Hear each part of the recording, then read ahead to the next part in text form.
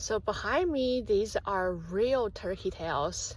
So these real turkey tails, they're so fluffy and beautiful. And then if you take one, oh, yeah, they're usually really firm too. So if you take one out, look at the bottom. It has pores. It's quite spongy. So these would be real turkey tails. Look at all of them. Spongy, spongy.